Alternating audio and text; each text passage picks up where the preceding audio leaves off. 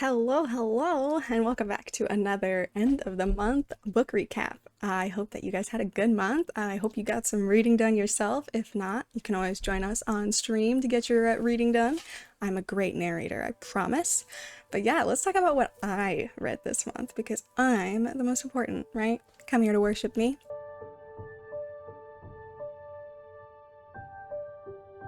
Alright, we're gonna start off strong this month with a book called The Sword of Kaigen by Elle Wang. And it's in a series, but it's kind of like a standalone. You can read it without other context. In fact, I suggest reading this one first because it seems like the other books kind of take place later in the series, so we'll see. But I gave it a 4-star. I really enjoyed this book. It's kind of like a historical fiction fantasy world, kind of like Avatar: The Last Airbender, because certain people can change certain elements. Our main character deals with ice, and we actually have two main characters. It's a dual perspective book from the perspective of a son and a mother, and they live in this village that's considered like kind of the stronghold of the nation, you know? Like if people attack, this is the first place they're gonna attack, so this is where all the strong warriors live and train, and all the kids here are trained to be warriors. So it's a strong village with like really strong traditional values. Even though the rest of the world has kind of progressed in technology and things, this village is really traditional. They still don't have like cell phones, even though the rest of the world does. In fact, they're like installing them at the beginning of the book. So it's kind of neat seeing this little like sheltered village. And then there's one kid from the outside world who's like, damn, y'all don't know shit about the outside world, huh? And so it's an interesting perspective, especially because the one of the main characters, the son, he's really just like kind of open to information. So when he finds things out about the outside world, he starts to get a little rebellious. He's like, maybe this place fucking sucks.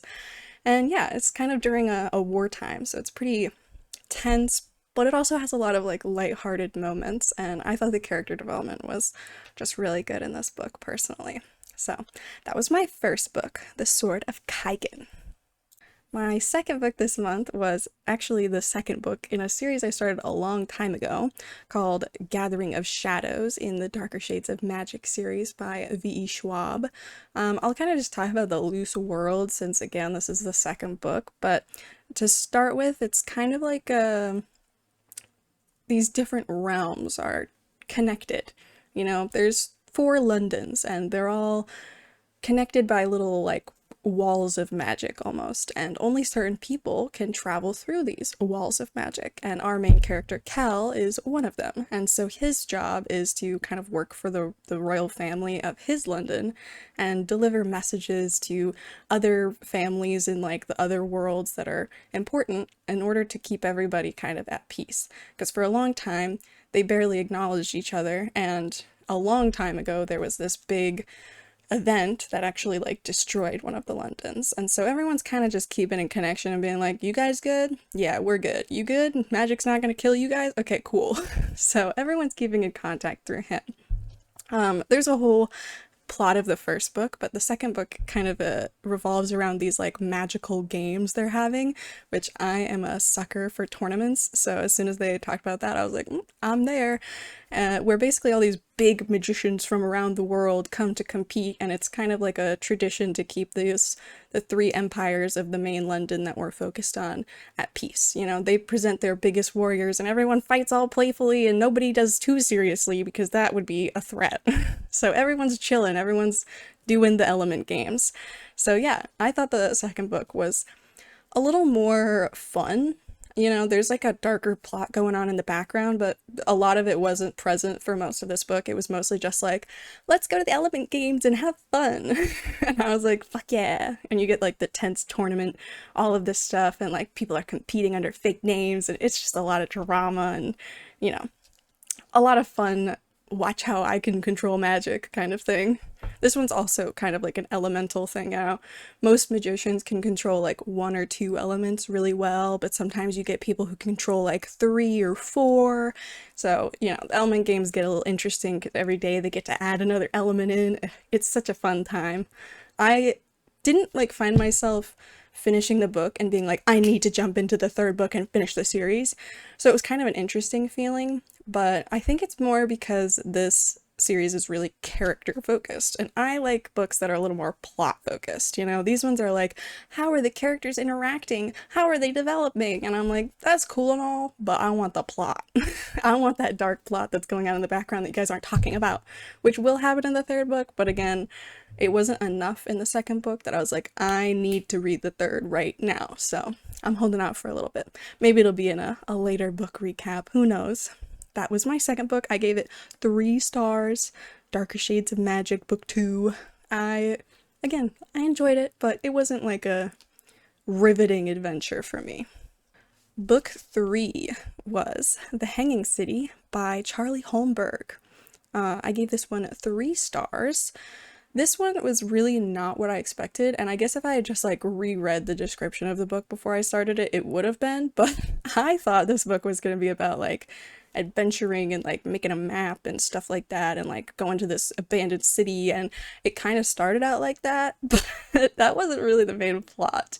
What this book is actually about is a girl who is kind of running away from her past, and she goes to the last place she can think of, which is this old city that is owned by trolls. And she's told that, they have to honor this certain pact. She hears this story from this bard, and he is like, yeah, this guy went there and he said these words, and the trolls accepted him into the city. And so she learns those words and goes to the city, and she's like, I would like to live here because everybody hates me. And they're like, well, as long as you can contribute, you can live here. And so it is kind of about her learning to fit into troll society, what their problems are like, how they've lived so well here in a drought-stricken land, and just about their hierarchy. They have a caste system and everything, and, she doesn't really fit in because she's a human, but she makes friends along the way, and it's kind of just like a heartwarming story. There was a bit of fighting monsters, but there's not enough of the fighting monsters for me to like give you an assured read this book if you like fighting big monsters, because they only talk about it like a few times, which is unfortunate because I thought that was a really strong part of the book is the monster hunting squad, but they just kind of brush past that. They don't really care about that much. I don't know, I thought this book was a pretty easy read. I picked it up because I knew it was going to be short. I wanted to get through something, just like a day read, and yeah, it was like a 2-day read for me, so it worked out well, and I think it had a good pace to it. Again, I wish it had a little bit more of the monster fighting. That was like when I first started reading, I was like, oh my god, monster fighting, and then they just never brought it up again. So, but yeah, I thought that caste system is interesting. I've read a lot of books with caste systems, so when you have a unique one, it kind of is fun for me to read about. It wasn't super unique, but because they were trolls, they had like really unique ways of like doing things, their survival tactics were very different than what you'd read in other books, so I enjoyed that aspect of it. But I think that she was a little too the main character was a little too like, I'm special, I'm not like other girls, for me too. That was like another big downfall for me. She was just not like other girls. My next book was one I was actually really looking forward to reading, which is called Nettle and Bone by T. Kingfisher. I gave this one 5 stars. I actually have 2 5-star reads this month, so that's pretty huge. But yes, Nettle and Bone was supposed to be a short story when the author started writing it, but she developed it into a little longer and made it a novel. And it is about a girl who kind of wants to change fate. Her sister got married off to this prince and died suddenly, and so the prince married her next sister. And she's worried if something happens to her sister, he's gonna marry her next. And so she is on a journey to help save her sister. She's like, I think that my sister might die, and I'm worried about her. So she is undergoing some very meticulous trials, and then she will make some friends to form a little, like, I don't know, D&D group to take under this quest and go save them. So it starts with her undertaking a quest of making a dog out of bones, and he's the best dog ever. Oh my god. One of the main reasons I love this story is just because I actually loved the characters, and I know I just said that I like plot-based books more than character-based books, but this one is an exception. The characters were just so lovable, and usually I don't really give a shit, but I actually really like them. I thought they were so much fun. Everybody had so many unique features, you know? You've got the bone dog, you've got a fun witch with a demon chicken, and yeah, I thought everybody was just unique in their own way, and it made the group better because sometimes when you have like this big cast of characters, they're not unique enough for it to feel appealing, you know? But everybody was very unique, you know? I felt like it was a wide range of characters represented.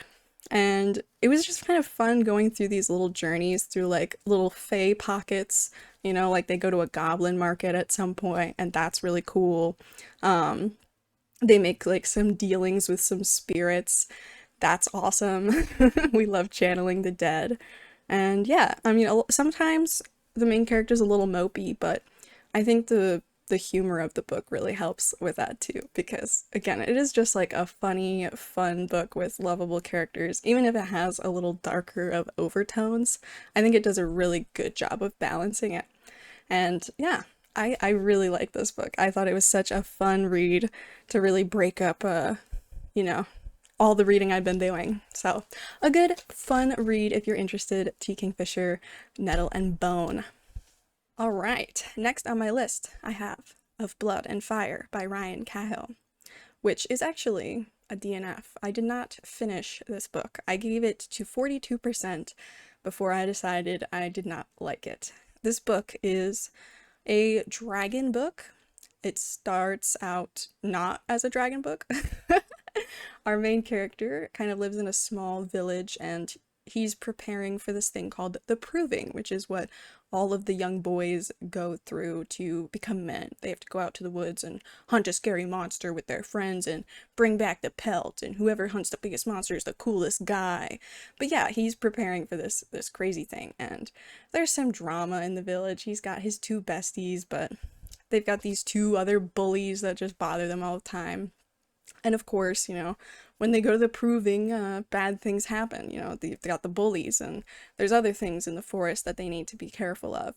And before they know it, they're caught up in quite a big conspiracy involving a tyrannical king who has a squad of dragon riders on his side, and maybe things aren't so safe in the little village where he thought he'd be safe forever. Honestly, I don't have much to say about this book. I didn't enjoy it. It was a lot of describing characters that you're never going to see again. You know, you'd read a whole page telling you about what the barkeep looks like, but the barkeep never comes up again, you know? And again, I got 42% of the way through the book, no dragon, which is like, I get it, you gotta develop things, but still. My biggest qualm with this book is that I felt like I was reading Aragon, but with some added fat, you know? It's just that I don't want to spoil too much of Aragon because that plot takes a little bit more to unravel through the books, but there's a scene in Of Blood and Fire where a bard is telling the history of the world, and without saying too much about Aragon, it is just basically the story of Aragon, which I just was like rolling my eyes.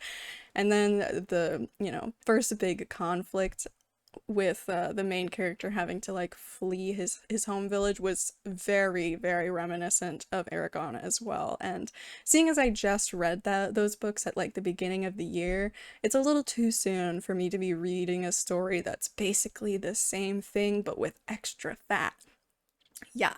Another big qualm I had was at one point one of the characters does something like crazy, and while the other character just kind of brushes it off, we actually switch to the character that did the crazy thing, and then we just like never hear from them again. Like like they switch to that perspective one time in that 40% and then never talk about it again. There are two characters in the first 40% actually that they switch to the perspective of them and then never revisit them for that whole 40% of the book, even though they had much more interesting plot lines going on than the main character, who is just a dumbass in my opinion. Oh man, yeah, I had a lot of problems with this book, and I did not see myself pushing all the way through to finish the first book, let alone like the next 5 or 6 books there were in the series. But you know, if you haven't read Aragon, maybe you'd like this. I don't know. If you like overly described characters, perhaps you would like this. It just was not for me. The next book, I switched up my subject matter a little bit, and I decided to read a sci-fi book called The Artifact by Peter Cawdron. It's in a series called First Contact, but they're all standalone stories that you can read at any point, and they're all like sci-fi, alien-based kinds of things. This one was about a woman who heard a rumor about a kind of weird thing in a tomb in Libya. And that was weird because it was an Egyptian tomb, and that's Libya, not Egypt. So she decides to go out with the help of a mercenary to try and find this artifact and see what it's all about. And yeah, so she heads out there, and there's some drama with the locals because she doesn't fit in. She's a white lady in Libya, and all the women are obviously wearing much more reserved clothes than she is. So there's always that, and the mercenary is always saving her ass. So there's that. I thought this book was okay. I gave it 3 stars. So it was like, I didn't hate it, but it wasn't the best book I've read. I wish that the epilogue was more of what the rest of the book was like. I don't want to say too much, but it was much more like alien science-y way at the end than throughout the rest of the book. The Sahara arc, as I like to call it, which is the part at the beginning of her going and getting the artifact and then like taking it away from the country, was probably like the worst for me. I just thought it was really boring, but when she got it back and was like studying it, I thought that was a lot more interesting. So it's kind of a slog to get through the Sahara arc in my opinion, but once you do, it's a lot more enjoyable of a story. For sci-fi, as far as sci-fi goes, it was an okay sci-fi book for me. I don't read them that often, and I might visit some other books in this series to see if I like them more, because again, the epilogue fucking delivered. It was just the rest of the book that was a little too slow-paced for me and a little like less supernatural. I wanted more alien interaction than what I got. But otherwise, a pretty good story. So, it was a quick read. I don't hate it too much. Next up is my second 5-star read called Dark Whisperings by Maria Dembouski. Sorry if I'm butchering that last name, but I'm trying my best. This book is about people called dreamers who, when they go into the dream world, sometimes they get attacked by a monster that follows them into the real world. And they have to slay these monsters because they can hurt people and they're the only ones who can deal with them. But it follows a couple of people who have all sorts of different problems. You've got a girl from a tribe with a tyrannical guy who came in and like is enslaving everybody, so she's trying to save them. You've got, our experienced dreamer. He's been doing this for years. It's like running his family, and he's just out here doing his thing, living his life. And then we have another boy from another tribe who struggles with the fact that his family doesn't appreciate him. He's blind, so he's been kind of excluded from the family because they just don't see him as strong enough to contribute. So that story is kind of about him just trying to embrace the fact that maybe he's stronger than he thinks he is. And these 3 all go on an adventure, each trying to help each other solve their own problems. So I thought it was a really warm story. You have a lot of like found family feelings going on through it. But also, as I described earlier with the Hanging City, I fucking love fighting monsters. And this one had more fighting monsters in it, and that's what I'm fucking talking about. I also just thought the magic system was cool, with like the dreamers only being able to fight their own monster, other people can't hurt them, all this cool stuff. It has a really lots of like fun details to the system. So I don't want to like say too much because I think that as they expose things, it gets like more and more juicy and you're like, ooh. So I don't want to like take that away from you if you decide to read it, but it was definitely a 5-star read for me. I thought the end was perfect, I thought it was nice and juicy, not everything needs to be tied off for it to be a good ending, because I think it definitely has a little bit of an open end in case maybe she wants to write more in the series. I don't know, it's a standalone right now, but who knows, she did leave potential for there to be more, and I like when authors do that. Give me that potential. I want to read more in this series. Please, I would happily do it. All right, my last one is definitely a different step from what I've usually been reading. It's a book called The Alone Time by Elle Marr, and I give this one 4 stars. Mostly for, I took a star off for some weird minimal details. My big thing about this book is, let me just talk about the plot first before I get into my biggest qualm. I just can't help myself. This book is about 2 sisters who were supposed to go on a family vacation when the little plane that their father had rented to fly. It was like one of those like little family like passenger planes, you know. It's called a Cessna in the book. I don't know if you know what that means. I certainly didn't in reference, but you know, it's a little plane. And he's flying it and it crashes in the wilderness. And for 12 weeks, the 2 sisters are stuck out in the woods. And they tell everybody, yeah, it was just us. It was horrible. We don't want to talk about it. But people, of course, are always prying. And eventually, a woman comes forward and says that maybe not everything is as it seems when it comes to the family that experienced this tragedy. And I quite like that premise. I thought it was juicy, because I love some feral living in the woods. But yes, on to my biggest qualm, which is that all the men in this book were like fucking insane.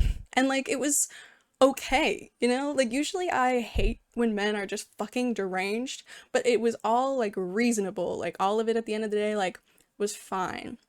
Like without exposing much, there's like one guy who basically like tells one of the sisters that like I know more about you than you do, and I just got so mad, but like with her, you know, like she got mad and I was mad with her. I really had an easy time connecting with the sisters in this book. I feel like they were really realistic, really reasonable. Like all of their reactions to things were like very on par with how I would react, you know? These men are fucking unhinged and they're making outrageous claims, and the girls are like, what the fuck? You know, I really thought that these characters were super realistic, and I even thought the men who were crazy were also realistic, you know? I took a star off just because there were a couple of details later in the book that I thought were just a little weird. I don't want to, like, expose them because obviously those are, like, spoilers, but they were just weird. They gave me some really weird vibes, and you know, it would have gotten a 5 stars. It was really close. In fact, I would go as far as to say 4.5 for just like the little weird things. I thought this book had a great pacing. It was just kind of like the final plot twist that really was like, huh, why'd we have to do that? Like you were on a roll. Why'd you have to do that? So besides the final plot twist, I thought this book was a phenomenal read. I cruised through it. I took it on a hike with me because I wanted to read even just a couple of pages, because it was of course about like being lost in the wilderness at points, and I'm like, what would be better than going into the wilderness where I could potentially get lost and reading a book about getting lost in the wilderness? Like, sounds like a fucking good plan to me. But yes, I love this book. I ate it up. I truly did. It was definitely a book I picked up because I saw the cover and I was like, that looks aesthetically pleasing, and then I read it and it delivered. So I'm gonna leave you guys this month with the advice that maybe you should judge books by their covers, and if one looks cool and you want to read it because the cover looks cool, then fucking do it. It delivers, I promise. Well, not all the time, but for me it does. There's a couple books I've read based on the cover. So that's my monthly advice, and I hope that you enjoyed this little recap. I'm excited to share some more with you guys next month. I've been really cruising through books lately, so I have quite a bit to share. But yes, thank you very much for sticking through it with me, and I will talk to you guys again next month. Have a good start to your summer. Bye bye.